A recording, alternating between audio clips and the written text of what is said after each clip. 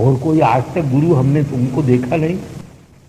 तुम 5 वर्ष के हो, अभी रणवास में रहते हो, तुमको नारद के साथ समागम कहाँ हो गया?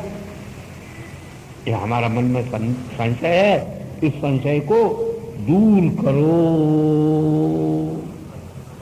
अच्युतं केशवं राम नारायणं कृष्ण दामोदरं वासुदेवं हरिं श्रीधरं माधवं गोपिका वल्लभं जानकी नायकं रामचंद्रं भजे।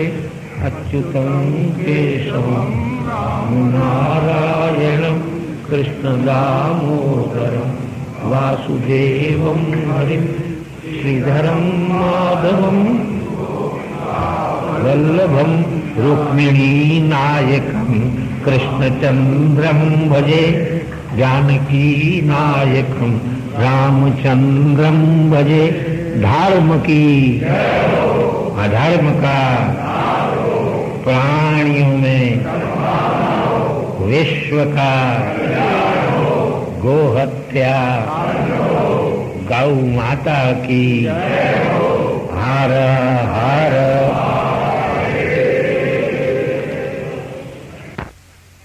तत्पुत्र पराशरं च व्यासं शुकं गौडपदं महान्तं गोविंद योगीन्द्रमथास्य शिष्यं श्रीशंकराचार्यमथास्य पद्मपादं च हस्तामलकं च शिष्यं सन्तोषकं वार्तिककारमन्या नस्मद्गुरून् सन्ततमानतोऽस्मि।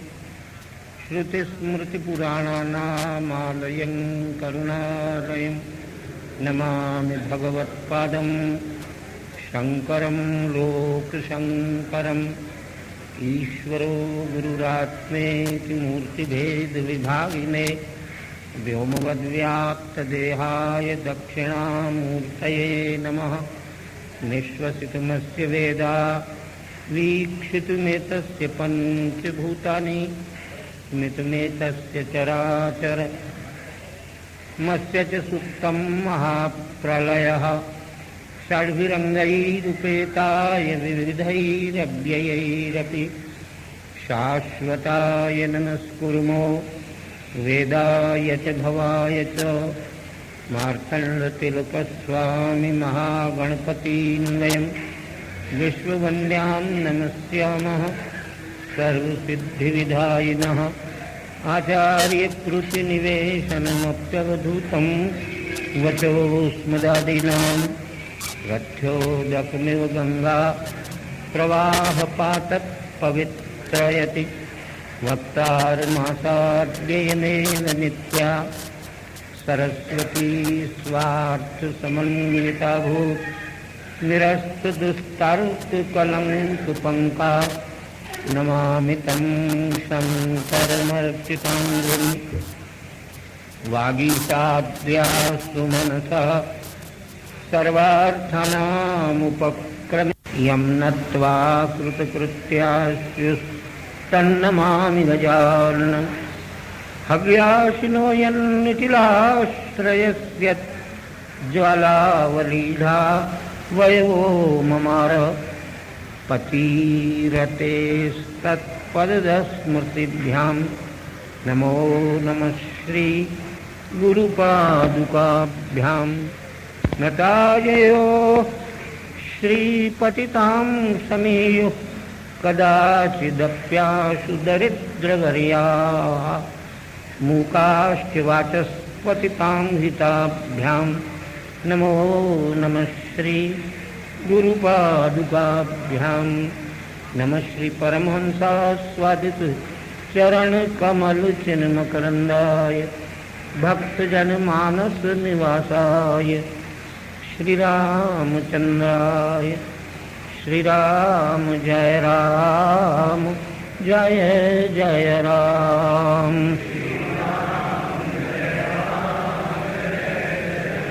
श्रीराम जय राम जय जय राम।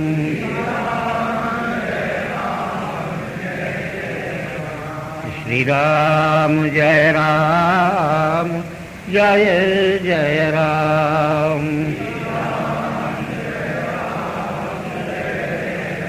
श्री राम जय राम जय जय राम।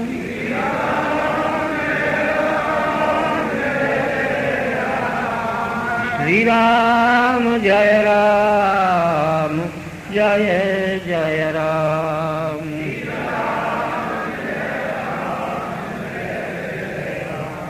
धर्म की अधर्म का प्राणियों में विश्व का गो हत्या बंद।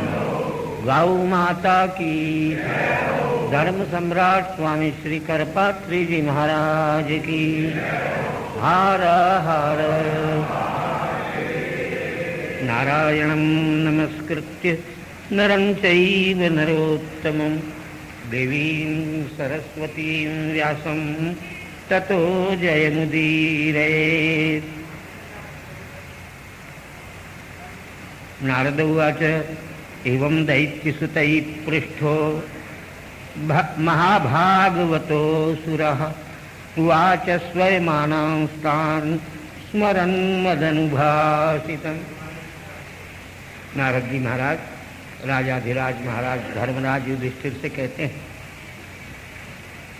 दैत्यों के बालकों ने पूछा, आप तो प्रारंभ से ही हमारे साथ पढ़ लिख रहे हैं, दूसरा कोई आपका अध्यापक हमने देखा ही नहीं, और फिर अंतःपुर में रहते हैं, रनवास में रहते हैं, महलों में रहते हैं, ये ज्ञान आपको कहाँ से प्राप्त हो गया बिना किसी के पढ़ाए? तो हमारे मन में जिज्ञासा है। भक्तराज प्रहलाद महा भगवान के भक्त मंद मुस्कान से युक्त दैत्यों के बालकों का इस प्रकार का प्रश्न सुन करके स्वयं मुस्काते हुए उनसे कहने लगे, वितरित प्रस्थिते अस्माकं तपसे मंदराचलं युद्धोद्यमं परम चक्रुर्विबुधा दानवान् प्रति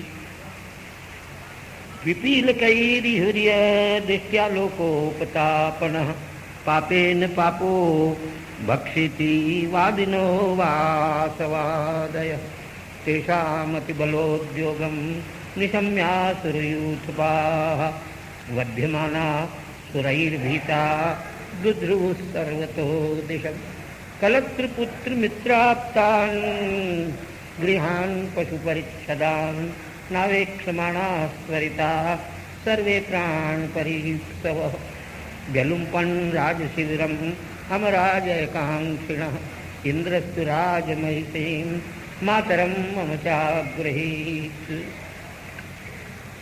प्रहलाद जी महाराज कहते, मेरे पूज्यपाद पिताश्री दैत्यराज त्रिलोकीनाथ जब अपने राज्य शासन को अपने मंत्रिमंडल के अधीन करके तपस्या करने के लिए मंदराचल की द्रोणी में चले गए, उस समय देवताओं ने विचार किया, ये दुष्ट अपने आप नष्ट हो गया, भाग करके मंदराचल की द्रोणी में चला गया है, हमसे युद्ध करने के लिए नहीं आएगा, तपस्या में लग गया। जैसे चींटियां मूर्छित पड़े हुए सांप को खा करके नष्ट कर देती है, ऐसे ही ये दुष्ट हिरण्यकशिपु अपने आप अपने कर्मों से ही नष्ट हो गया, भाग करके चला गया है। इस वास्ते सारे देवताओं ने मिल करके राक्षसों को जीतने के लिए उनके ऊपर धावा बोल दिया। राक्षस बेचारे पहले तो अपनी शक्ति के अनुसार लड़े, किंतु उनका कोई नेता नहीं था, नायक नहीं था, इसलिए देवताओं से वे परास्त हुए, अपनी जान बचा करके भागे। भाग करके और घर बार संपत्ति सब कुछ छोड़ करके चले गए। देवताओं ने फिर से स्वर्ग आदि लोगों पर कब्जा ही नहीं किया। इंद्र ने आकर मेरी माता को पकड़ लिया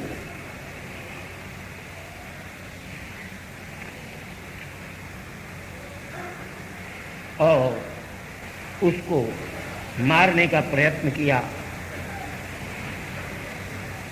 हमारे पिताजी के महल को भी उन्होंने तहस नहस कर दिया मेरी माता को लेकर के, और इंद्र जाने लगे।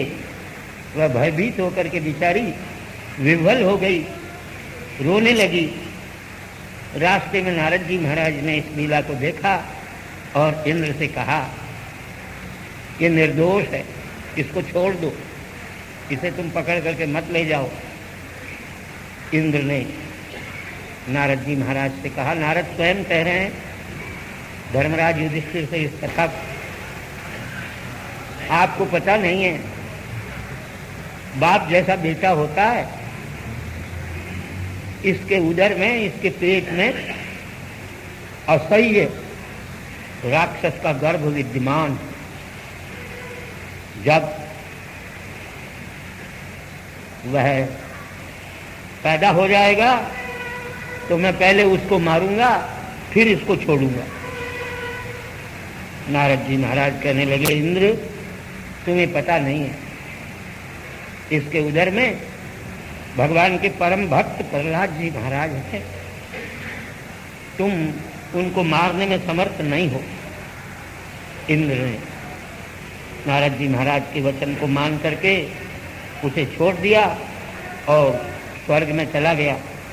नारद जी महाराज ने, प्रहलाद जी कहते हैं, मेरी माता को आश्वासन दिया।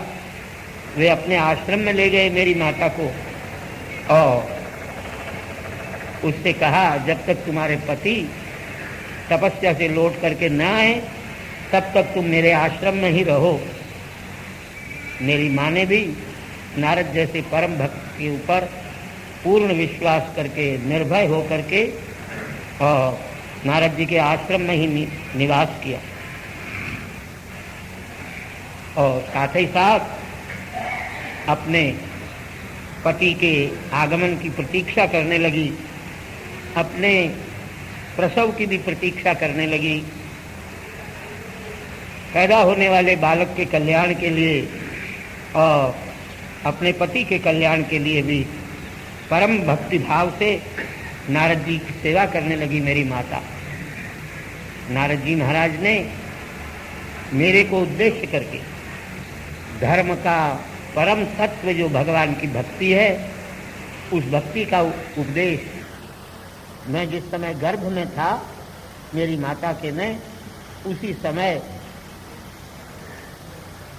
ज्ञान का भी उपदेश दिया और भक्ति का भी उपदेश किया। बहुत समय व्यतीत हो जाने के कारण मेरी माता तो उस भक्ति भाव और ज्ञान के प्रसाद को भूल गई, लेकिन नारद जी महाराज ने जो मुझे उपदेश दिया, उन्हीं की कृपा से मुझे आज तक वो सारी बातें ठीक याद है। अगर तुम मेरी बातों पर विश्वास रखोगे, श्रद्धा रखोगे, तो तुम्हारे हृदय में भी भगवान के चरणारविंदों के प्रति भक्ति उत्पन्न हो जाएगी और तुम्हें भी ज्ञान उत्पन्न हो जाएगा। देखो भाई, ये जितने जीव संसार में पैदा होते हैं, इनके शरीर में 6 प्रकार के विकार उत्पन्न होते हैं।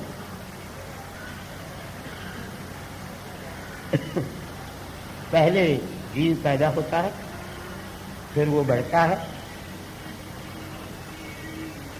बढ़ने के बाद उसमें उसके शरीर के अवयवों में परिवर्तन होता है, फिर उसकी युवावस्था आती है, फिर उसकी वृद्धावस्था आती है।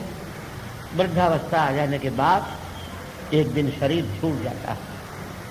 ये 6 प्रकार के विकार इस शरीर के अंदर होते हैं, इन्हें कोई रोक नहीं सकता है, लेकिन ये 6 प्रकार के विकार शरीर के हैं, आत्मा के नहीं हैं। आत्मा तो नित्य शुद्ध, नित्य बुद्ध, नित्य मुक्त और सबका आश्रय है।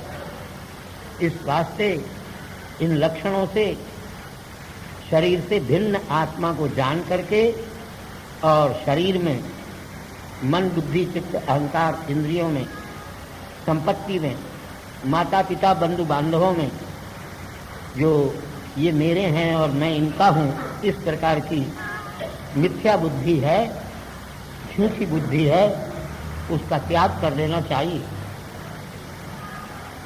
यदि ज्ञानी व्यक्ति संपूर्ण संसार के शरीरों में आत्मा को साक्षात परमात्मा स्वरूप समझे तो वो ब्रह्म भाव को प्राप्त हो जाता है।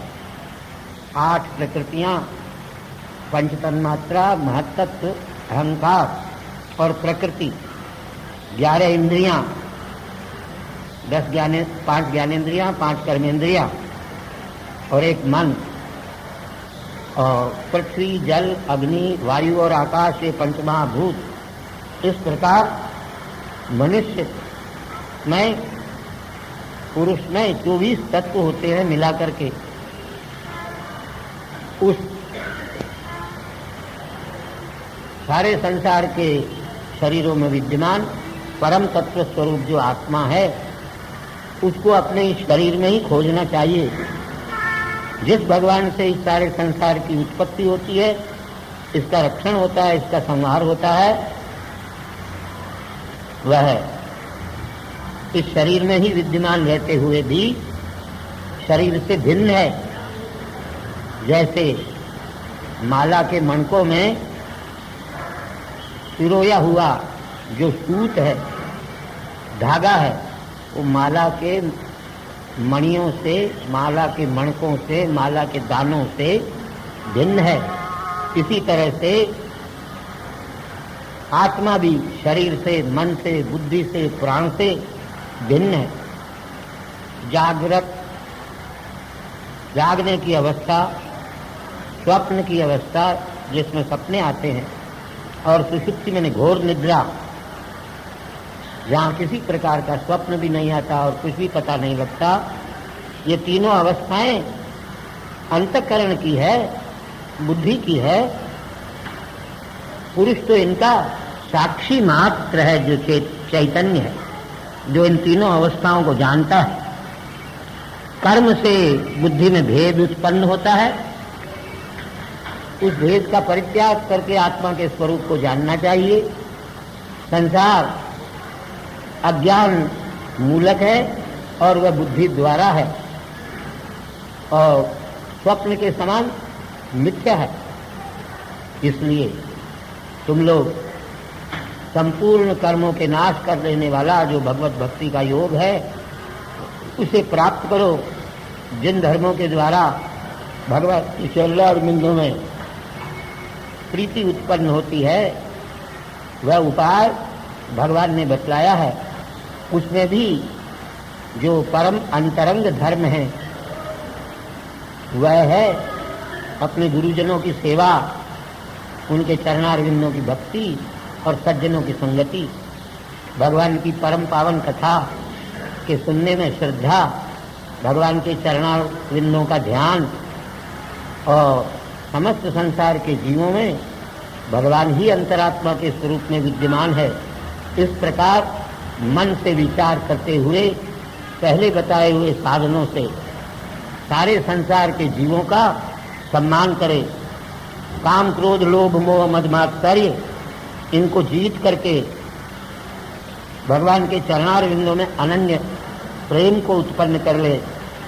भगवान के अनंतानंत अवतारों में किए जाने वाले कर्म और गुणों का ज्ञान प्राप्त करके हर्ष के कारण, प्रसन्नता के कारण शरीर में रोमांच उत्पन्न हो जाए। भगवान की कथा सुनते सुनते स्वयं भी भगवान की कथा का गान करने लगे, रोने लगे, नाचने लगे, हंसने लगे, चिल्लाने लगे। सब प्रकार की लज्जा का परित्याग करके अपने आप को भगवान में समर्पण कर दे। ऐसी अवस्था प्राप्त करने पर मनुष्य बंधनों से मुक्त हो जाता है और भगवान के चरणारविंदों को प्राप्त हो जाता है। विद्वान लोग तब मोक्ष के सुख को प्राप्त कर लेते हैं। इस वास्ते आप सब भगवान का भजन करो। भगवान के भजन करने में कोई परिश्रम नहीं है। क्यों? कि भगवान तो प्राणी मात्र के हृदय में विद्यमान है।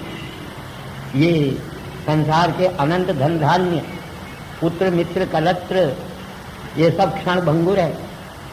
ये मनुष्य का कोई भी हित नहीं कर सकते हैं। इनसे उत्पन्न होने वाला जो सुख है वह नश्वर सुख है, एक न एक दिन खत्म हो जाने वाला है। पुण्यों से, यज्ञ से, दान से, तपस्या से यदि स्वर्गादि लोक को भी प्राप्त कर ले तो पुण्य क्षीण हो जाने के बाद वहां से भी लौट करके आना पड़ता है। ऐसा सोच करके भगवान के चरणारविंदों का ही भजन करना चाहिए। मनुष्य नाना प्रकार के संकल्प मन में करके नाना प्रकार के कर्म करता है, सुख के लिए कर्म करता है, लेकिन सुख के बदले दुख को प्राप्त करता है। कर्म करने वाले सुख की इच्छा से, सुख के संकल्प से कर्म करते हैं, लेकिन उनको अपनी इच्छा के विपरीत दुख प्राप्त होता है। पुरुष जिस लिए कामनाओं के वशीभूत होकर के नाना प्रकार की चेष्टाएं करता है, वो ये नहीं समझता कि ये मेरा शरीर जो है, जिसको सुख देने के लिए मैं ये सब कर्म करता हूँ, ये क्षण भंगुर है। हाथ में पहनी हुई कांच की चूड़ी का विश्वास किया जा सकता है, लेकिन ये शरीर कब नष्ट हो जाएगा इसका कुछ भी पता नहीं है। भैया, स्त्री, पुत्र, घर, अनंत धन धान्य और नाना प्रकार के ऊंचे से ऊंचे पद, ये अपने नहीं, आत्मा के नहीं, पराये हैं। इसमें क्या अधिक हम कह सकते हैं? आत्मा ही नित्य शुद्ध बुद्ध मुक्त स्वभाव है, उसके सामने ये सब तुच्छ है।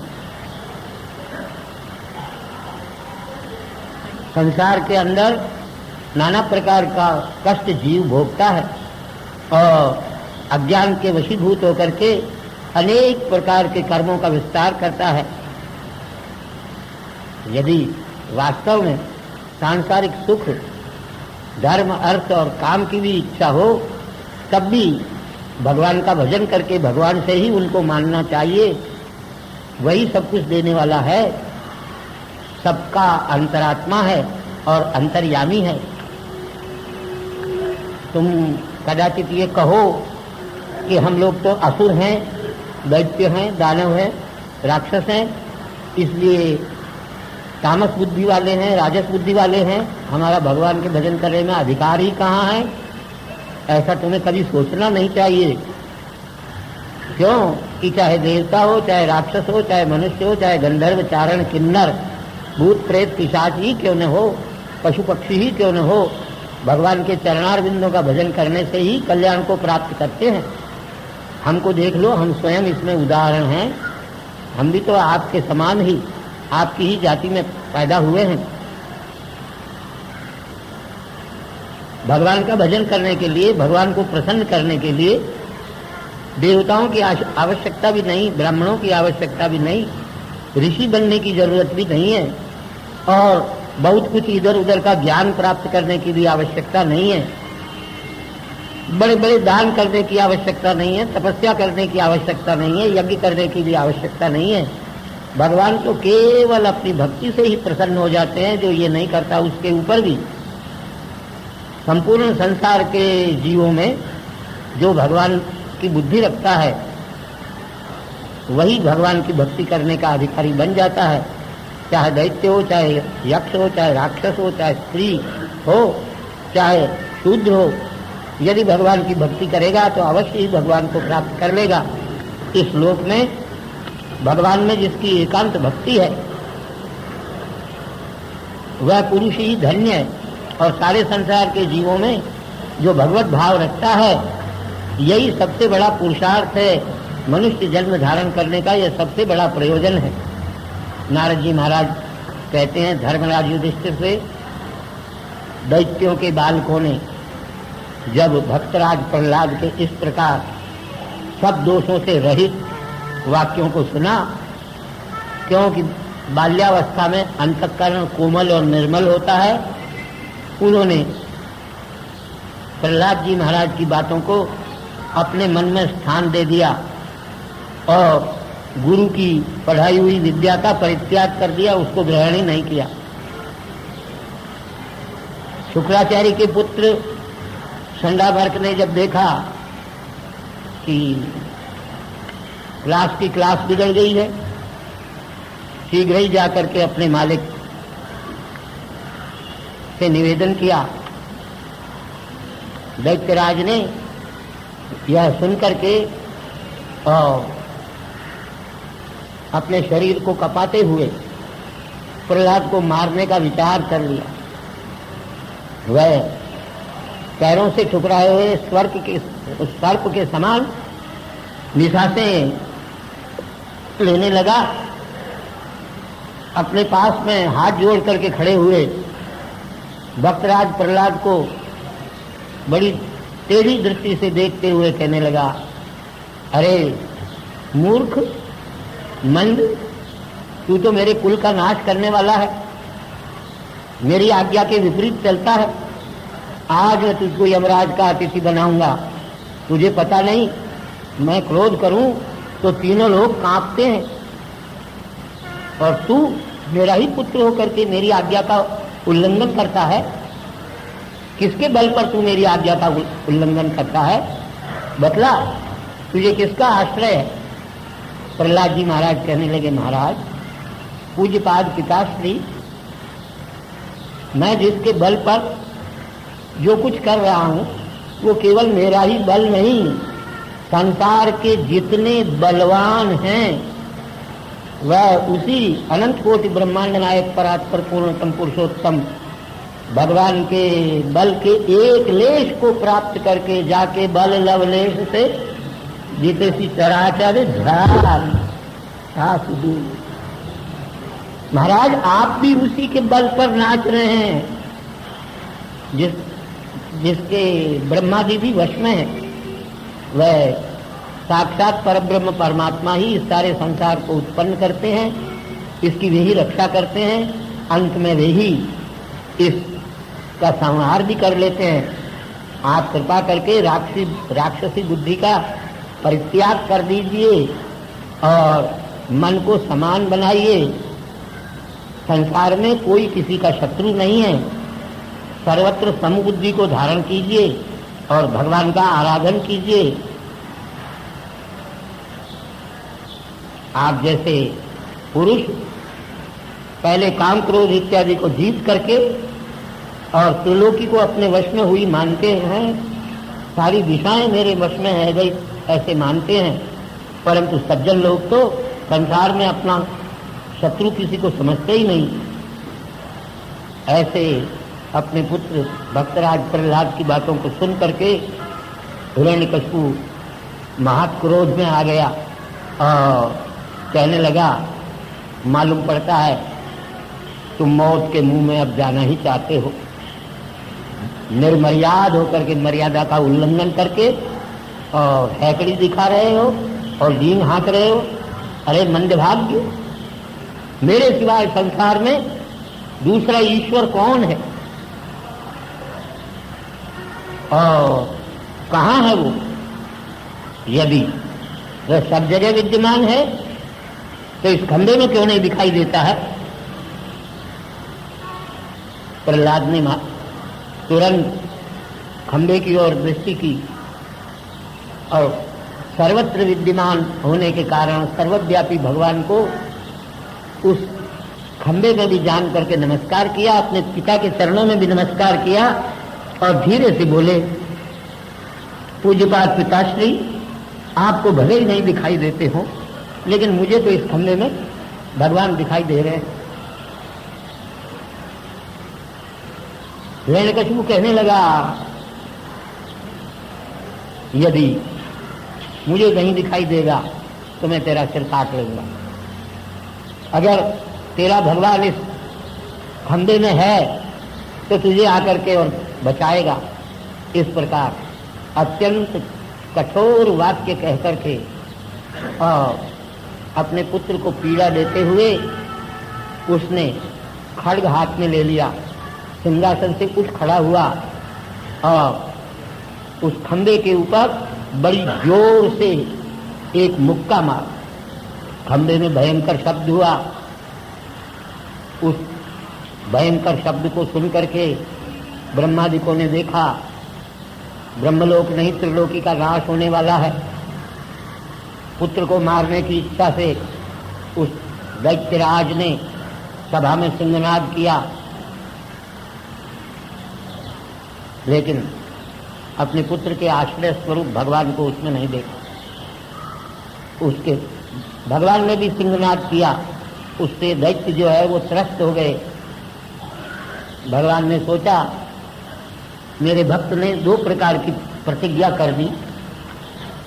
भगवान सर्वत्र विद्यमान है और सर्वस्वरूप है, और भगवान के तेज से व्याप्त हो जाने के कारण आकाश और दिशाओं का भी ज्ञान लोगों को बंद हो गया।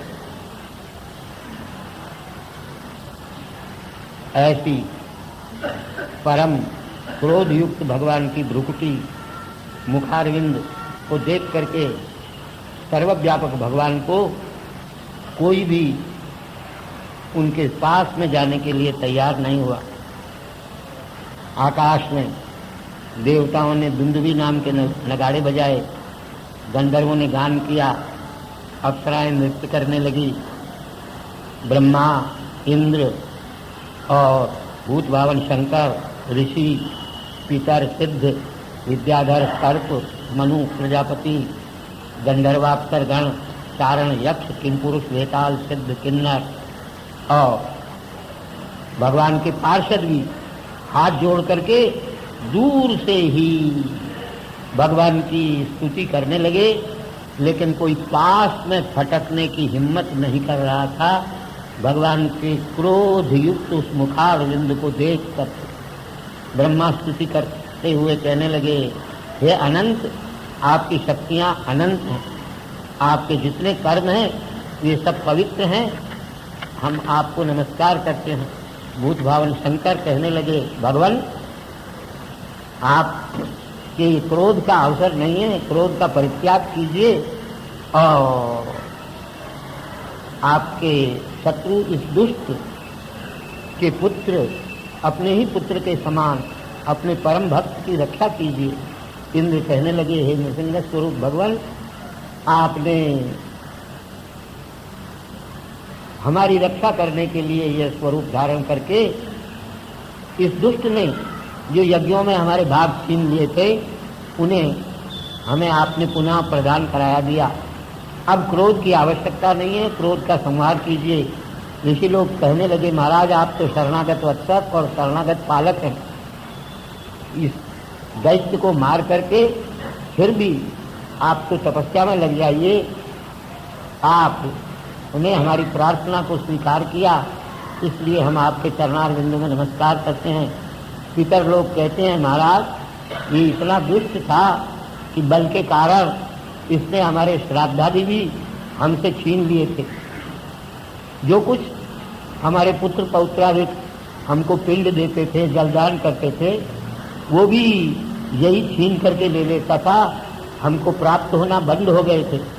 सिद्ध लोग कहने लगे, महाराज हम सिद्धों की जो आकाश में गमन, पाताल इत्यादि में गति है, उसका भी इसने हरण कर लिया था और ये महाघमंडी हो गया था। आपने तो नखों से ही इसका सत्यानाश कर दिया। ऐसे आपके चरणारविंदों में हम नमस्कार करते हैं। विद्याधर जो नाना प्रकार की विद्याओं को जानते हैं, चतुष्षष्टि विद्या निधान होते हैं, भगवान से कहने लगे, महाराज हमारी एक भी विद्या इसके सामने नहीं चली। आज पशु की तरह इसको मार करके और आपने हमको अपनी विद्याएं पुनः प्रदान की। हम आपके चरणों में नमस्कार करते हैं। नाग कहने लगे, महाराज नागलोक में आकर के इसने हमारी पत्नियों का, पुत्रियों का हरण कर लिया था और नागलोक के सारे रत्नों तक का हरण कर लिया था। आपने इसके वक्षस्थल का विदारण करके हमारी पत्नियों को और हमको आनंद प्रदान किया है, इसलिए हम आपके चरणारविंदों में नतमस्तक होते हैं। मनु लोग कहने लगे, महाराज हम तो आपकी आज्ञा पालन करते थे, इस मर्यादा का भी पालन करते थे, लेकिन इस दुष्ट ने आपकी आज्ञा पालन रूप मर्यादा को छुड़ा करके और अपनी आज्ञा हमसे पालन करवाना प्रारंभ कर दिया था। आपने इस दैत्य को मारा, हमारा बड़ा कल्याण किया। आप पुनः हमें मर्यादा का उपदेश करके अपने स्थान पर लगाएं। प्रजापति कहने लगे, भगवान आप तो सत्य की मूर्ति हैं। इसने प्रजा को उत्पन्न करना भी बंद कर दिया था और स्वयं प्रजा उत्पन्न करने लग गया था। आज आपके द्वारा मारा जा करके ये पड़ा हुआ है। अब आपकी आज्ञा प्राप्त करके हम प्रजा को उत्पन्न करने लगे। गंधर्व लोग कहने लगे, महाराज हम तो आपके गुणों का गान करते थे, लेकिन इसने हमको अपने वश में किया और अपने गुणों का गान करवाने लगा हमसे। आज आपके द्वारा ये मृत्यु को प्राप्त हुआ, ये आपके ही योग्य कर्म है। चारण ने कहा, हम मोक्ष के लिए आपके चरणारविंदों का आश्रय लेने वाले हैं। सज्जनों को भय देने वाला दैत्य आपके द्वारा मारा गया। यक्ष लोग कहने लगे, महाराज हमारी तो इसने बड़ी भयंकर दुर्दशा की, हमसे पालकियां ढोवाई, आज आपने इसको मौत के घाट उतार दिया। किम पुरुष कहने लगे, महाराज हम तो किम पुरुष हैं, अर्थात छोटे पुरुष हैं, आप महापुरुष ईश्वर हैं और ये कुपुरुष था। आप महापुरुष हैं, हम किम पुरुष हैं और ये कुपुरुष था, आपने इसको मार दिया।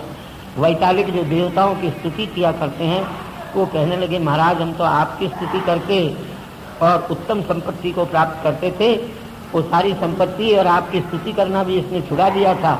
हमारा अहोभाग्य जो आपने इसको मारा। किन्नर कहने लगे, हम तो आपके किंकर थे, लेकिन इसने हमको ऐसा संताप दिया कि अपनी दास्ता हमसे इसने करवाई। विष्णु भगवान के पार्षद कहने लगे, महाराज ये आपका रूप, हमने आपके नाना प्रकार के रूप देखे, आपका मत्स्य रूप देखा, कूर्म रूप देखा, वराह रूप भी देखा, लेकिन ये अद्भुत रूप तो हमने आज ही देखा। हम आपके किंकर हैं। वास्तव में ये भी आपका किंकर ही था, आपका द्वारपाल था। ब्राह्मणों ने इसको शाप दिया था, वो शाप भी इसके लिए आपका अनुग्रह ही सिद्ध हो गया। महाराज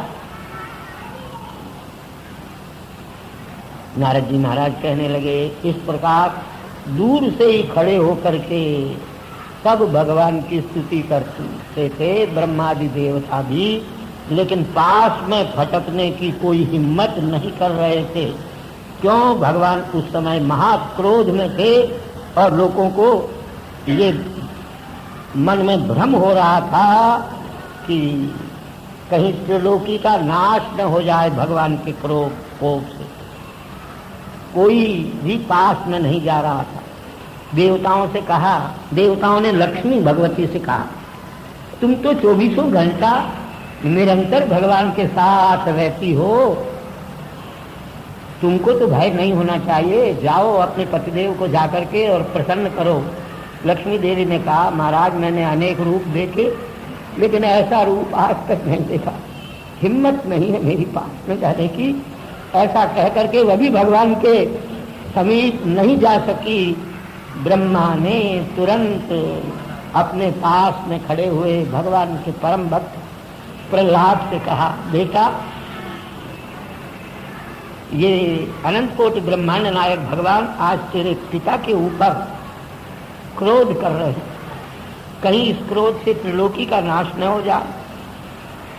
शेर के पुत्र को शेर के पास जाने में डर नहीं लगता, इसलिए तुम जाओ और जा करके और प्रभु को शांत करो।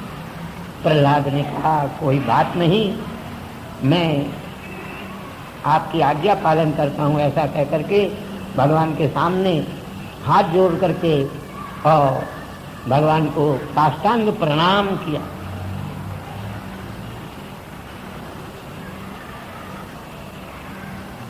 भगवान ने अपने चरणारविंदों में गिरे हुए भक्त बालक प्रहलाद को देख करके अत्यंत कृपान्वित होकर के उसको अपने मंगलमय हस्तारविंद से उठाया, उठा करके अपना परम मंगलमय हस्तारविंद उसके मस्तक के ऊपर रखा। भगवान के हस्तारविंद के स्पर्श से सारे जन्म जन्मांतर युगांतर कल्प कल्पांतर के उसके अशुभ जो थे वो नष्ट हो गए और प्रहलाद के शरीर में रोमांच हो गया। नेत्रों में गंगा यमुना के समान अश्रुओं की धारा बहने लगी, प्रेम से गदगद वाणी होकर के।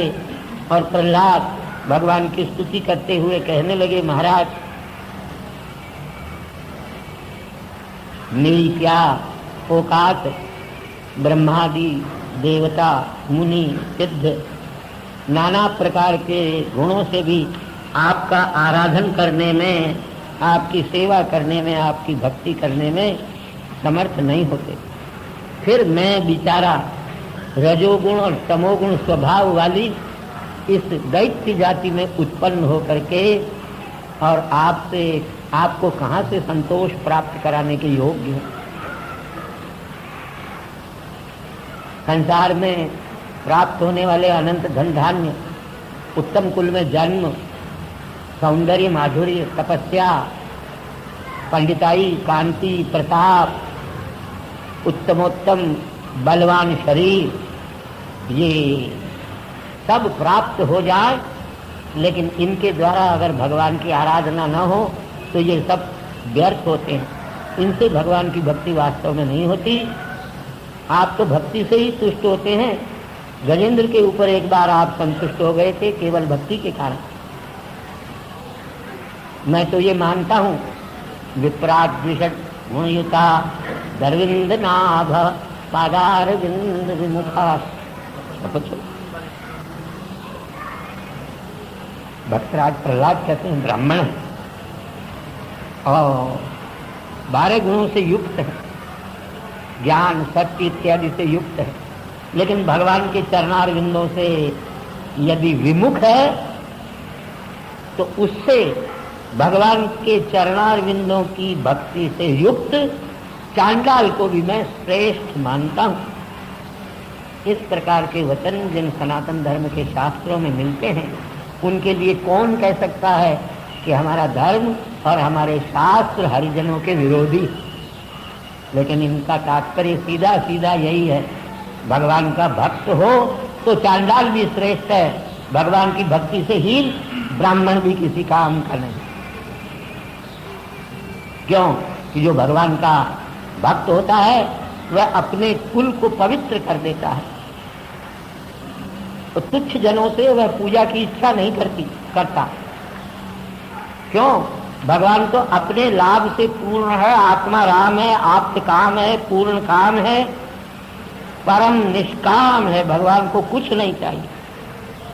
नीच पुरुष भी अपनी बुद्धि के अनुसार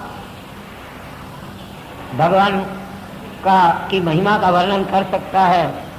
जिस भगवान की महिमा का वर्णन करने से अपवित्र व्यक्ति भी पवित्र हो जाता है। ये सारे ब्रह्मादि देवता आपके भक्त होते हुए भी आपसे डर रहे हैं, लेकिन हम तो आपसे क्यों डरेंगे? आपके बालक हैं। आप तो नाना प्रकार के अवतार धारण करके और सारे संसार के कल्याण के लिए जन्म को ग्रहण करते हैं, प्रकट होते हैं। संसार को भय देने के लिए आप प्रकट नहीं हुआ करते। इस वास्ते आप क्रोध को शांत कीजिए। आपका क्रोध जिस कारण से उत्पन्न हुआ था वह दैत्यराज हिरण्यकशिपु अब मारा गया और सारे संसार को सुख प्राप्त हो गया। अब संसार के जीव आपके क्रोध के उपशमन की, क्रोध की शांति की प्रतीक्षा कर रहे हैं। भगवान आप अजित हैं, आपको संसार में कोई जीत नहीं सकता। और भले ही ये ब्रह्मादि लोग डरें, लेकिन मैं तो आपके इस स्वरूप को देख करके भी डरता नहीं हूँ, क्योंकि मैं जानता हूँ कि आप दीनों के ऊपर कृपा करने वाले दीन वत्सल हैं। लेकिन साथ ही साथ मैं ये भी जानता हूँ कि मैं भी तो कर्मों के पास से बंधा हुआ हूँ और संसार से भयभूत हूँ। इस वास्ते मैं आपके चरणारविंदों का आश्रय लेने वाला हूँ। आप कब मुझे अपने चरणारविंदों को प्राप्त कराएंगे? आप भूमा हैं, व्यापक हैं, मैं जन्म मरण रूपी दुखों से जल रहा हूँ। अनेक योनियों में मैंने जन्म जन्मांतर युग युगांतर भ्रमण किया।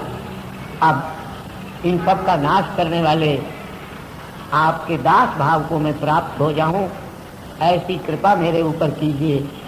हे नृसिंह भगवान, मैं आपका दास सदा बना रहूं और आपकी लीलाओं को, आपके परम पवित्र चरित्रों को सदा अपने मुखारविंद से कहता हुआ संसार के किसी भी दुख को मैं तुच्छ